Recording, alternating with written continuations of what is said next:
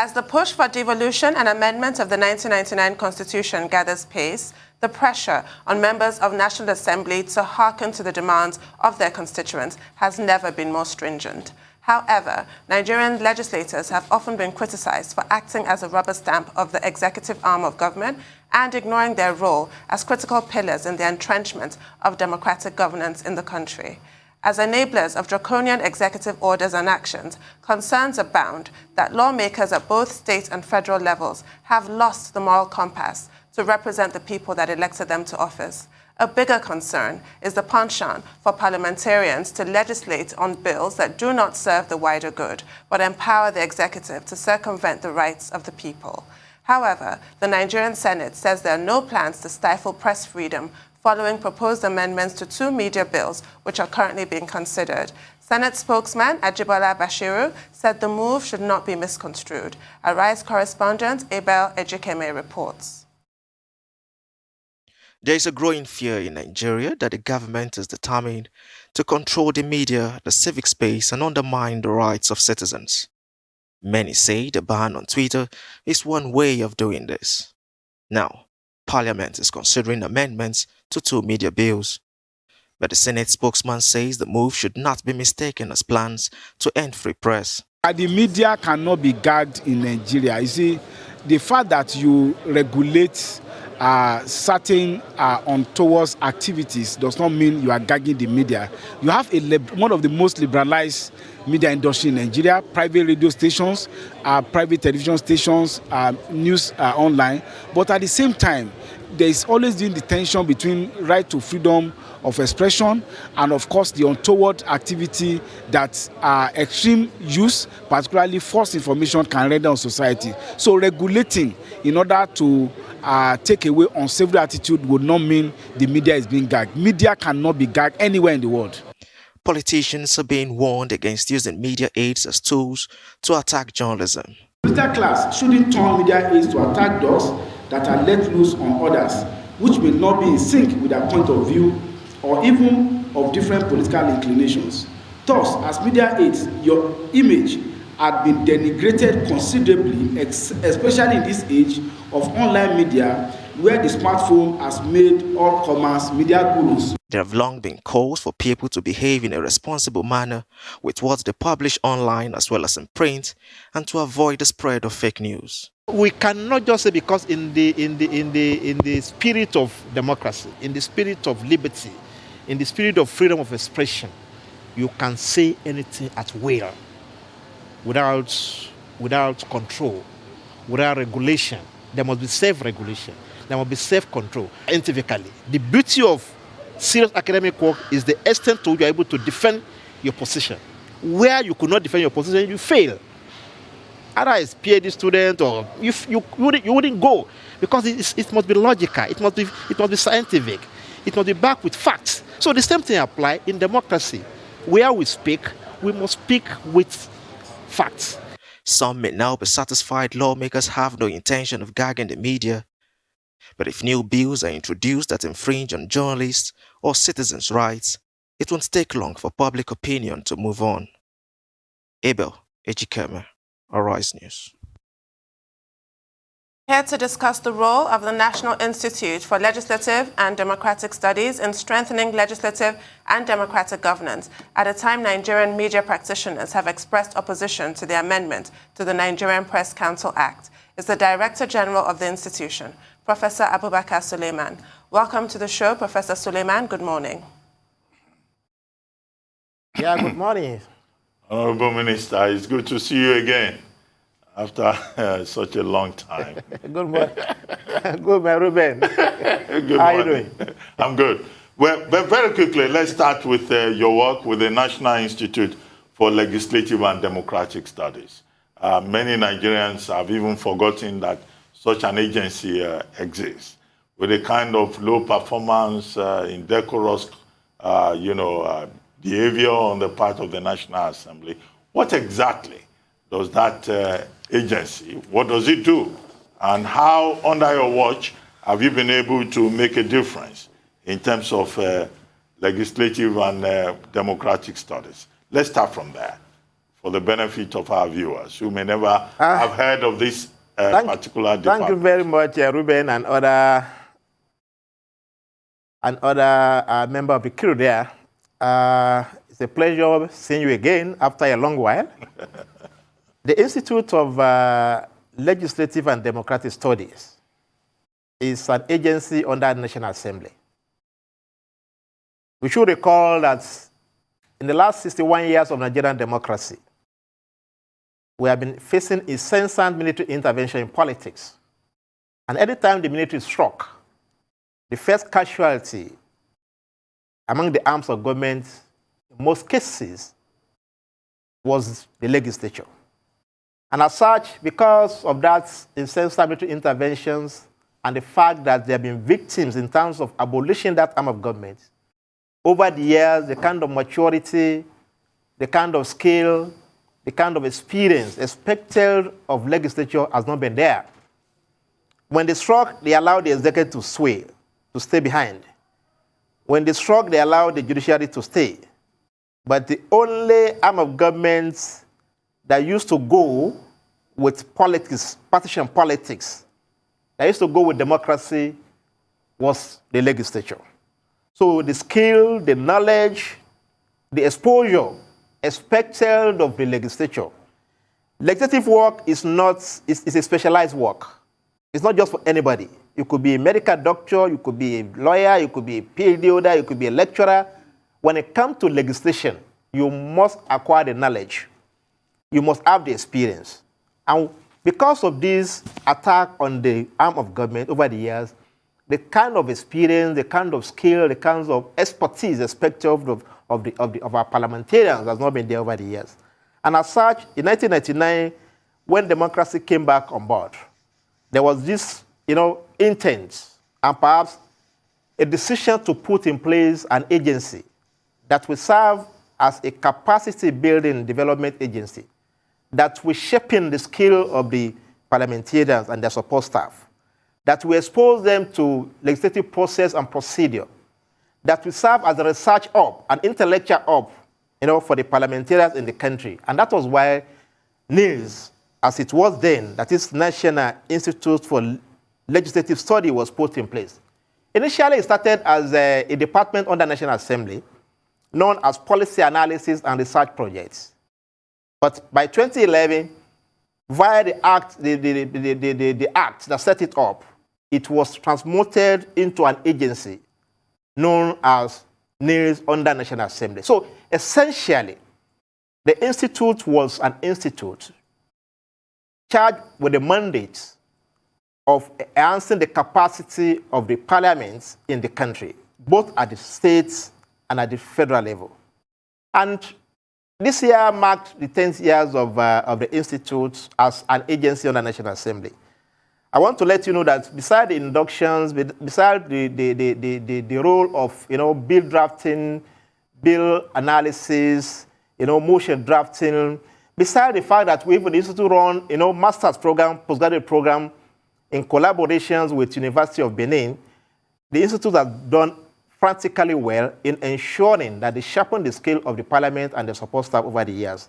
I'm just 2 years old as the DG, and in the last 2 years, I think in terms of feasibility, in terms of training, in terms of putting in place some mechanism, that will make sure that Nigerians get to know more about democracy, Nigerians get to know about what legislatures are doing, and that the legislature themselves are more in tune with the legislative procedure and practice globally. I think we have been able to actualize that mandate in the last 2 years. I wouldn't want to bug you with a lot of accomplishment, but at least seeing is believing, and from the discourse, from the debates, from the resolutions, from the kind of bills and motions coming out from the National Assembly, and perhaps even from the advocacy we are entering to, from the kind of training we are even giving to the State Assembly, you could see that in the last 2 years and 10 years of the Institute, we have done very, very well.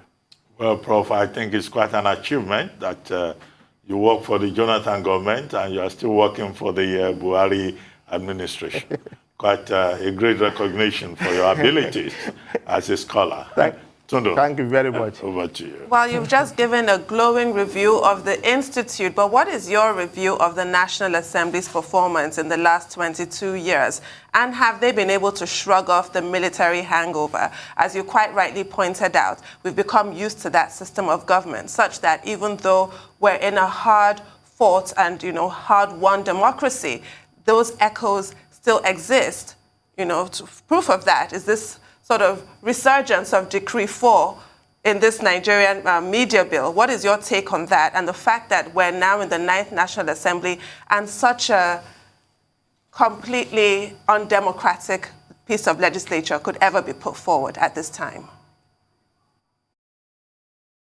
You see, let me point this one clear to us. We cannot compare Nigerian democracy or Nigerian legislature or the parliament in terms of development with those of advanced democracy. We cannot compare the legislature even with the executive or perhaps even with the judiciary. I've told you quite frankly that our democracy is evolving and our parliament too, they are evolving. 22 years of their stay, frantically we have not have any political instability in terms of military coming in again. But you should know that in terms of institutional memory, when you look at the returns, the kind of turnover, you elect certain batch of parliaments as senator and rep, or even state assembly members, maybe 109 senators. By the time you go for another election, maybe only 20 of them come back. Yes. So the kind of experience they've acquired, that has gone with those, it's something.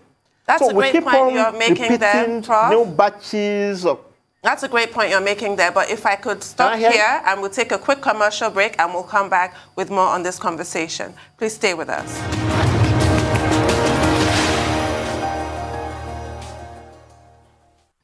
Welcome back to the morning show here on Arise News. We're still with Professor Abubakar Sulaiman. Prof, before we went on the break, you were talking about the high turnover. So just as soon as senators and House of Reps members are learning the ropes, they're voted out. Do go on. Yeah, as I was saying that it's not the same thing that when you say 22 years of Nigerian legislature, for instance, you give an impression as if those that were elected there, 1999, they are the same people there today. Their turnover is there, not the same people that were elected, that were there in 1999 to 2003, are still there today. Maybe only 2 or 3 of them are in Senate. Maybe only 10 of them are in House of Rep. So the kind of maturity, the kind of skill, the kind of rudiments, legislative rudiment that... Can you hear me? Yes, we can hear you clearly now. Please go ahead. You were making a point before we lost connection with you. Yeah, as I was saying, the high turnover is a problem. But even then, we try to impact the education, the knowledge. We try to train. We are doing that. And whatever comes from the National Assembly is a reflection of the entire Nigerian society. Don't forget, members are elected, they were elected from different constituencies. And they do not possess the same requirement in terms of qualifications. So, but largely, because while the audio was off, I had a conversation going on, in the studio there. We shouldn't see the attitude or the character of Nigerian Parliament, especially the National Assembly, as being a reflection of a people that want to toe the line of the executive, every now and then. If they try to gag some opposition within the parliament, you don't blame it on the presiding, officers. You blame it on the opposition that are in the parliament. If there are some rubber stamping in your own world, decision or policy being taken, I think the onus will go back to the opposition parties in the parliament. Because if you don't have a robust parliament, then there can't be any serious policies or decision coming out from in terms of resolution coming out of the parliament. And again, I wouldn't want to subscribe in its entirety to the fact that what has been coming up from National Assembly under this net assembly has been, every time has been to toe the part of the executive. There are issues, there are instances where the differs with the executive. We recall the issue of NEDC. On this issue of insecurity, I think they have taken some position that I want to believe need to be commended. I'm not saying, and I'm not here to defend, because I'm not part of the National Assembly in terms of being House of Members of Senators. But as a scientist that I believe in, there are areas where we can say, yes, they have found one thing, there are shortcomings, there are weaknesses there. But there are areas that I believe they have done very, very well. Then in the aspect of the military mentality, whether the culture of military is still very much in us, we cannot, and I stand to be corrected, we cannot get ourselves off the military culture in our 22 years of democracy in the last 1999. There are still certain tendency in our politicians that shows that certain things are being regimented, not only from the legislature, even from the angle of the executive. When you talk of the executive orders, these are purely military language that shouldn't be used in democracy. But again, as we are saying, even in democracy, one of the bad things about democracy is that as beautiful as democracy is, in terms of enjoying liberty, in terms of freedom, in terms of rights, we Nigerians at times, we tend... Are we together, please? Yes, we're with you. We have just less than a minute to go. At times to see people, the masses, and I want to believe Ruben can bear me witness. Once you are elected or you are appointed as a government officials, people are ready to heap so many things on you, whether rightly or wrongly. And there must be limits, to such things. I want to believe that perhaps that's what we are trying to regulate. Nobody can gag the press. Nobody can gag the media. Nobody can gag the electorate. But the point I believe they are trying to do is that you cannot just make a frivolous, statement, pass, allegations on people that are not scientifically backed up, and we need to really look into that. I think that's the issue here. They cannot gag the press, well, and I won't support that anyway. Well, thank you very much, Professor Abubakar Sulaiman. We're out of time. Otherwise, we will have tried to also talk about Kwara politics and how the Otoge politics is affecting your constituency in that state. But that will be a subject for another day. Thank you very much, Professor Sulaiman, for joining us. Thank you. It's not this.